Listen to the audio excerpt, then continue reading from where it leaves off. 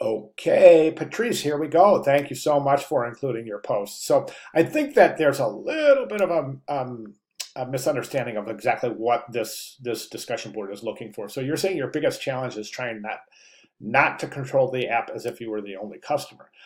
And then you say, I often forget that everybody is a target audience. That's not true. Everybody is not the target audience. This app should have a very, very specific target audience. And I think that's really, really important to know. Now, yes, I totally agree that it's very important for any designer to separate themselves.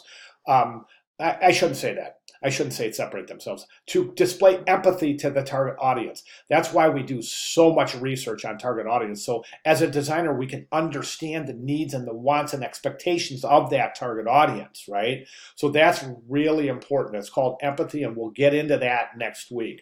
I try not to be too wordy, access information into one area. So this all has to do with design, but if we take a look at the actual questions associated with this discussion board, and I have them open right over here.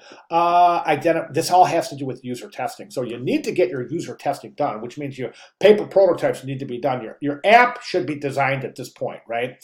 The basic skeleton anyways. And you should have your wireframe sketched out. You should have your paper prototypes complete and ready to roll. You should do your testing before you can really answer any of these questions, right? So what you want to do is identify the challenges encountered during testing, not during design.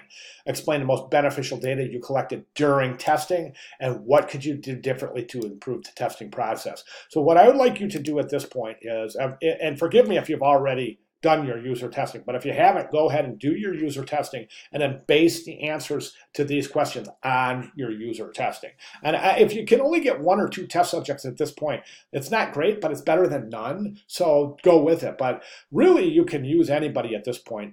They don't really need to be part of your target audience at this point, because right now in this preliminary stage of paper prototype testing, we're basically just testing the functionality and the ease of use of the icons and the navigation associated with the app. Do you see what I'm saying? So we're just asking very simple questions. Okay, so show me where you would click to set up your user profile. That's the example I've been using a lot in this discussion board. So those are the type of questions that we're after in this kind of preliminary user testing, preliminary paper prototyping stage, right?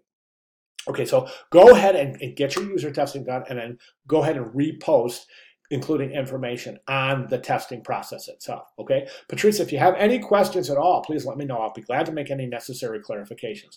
Thank you very much for sharing your post.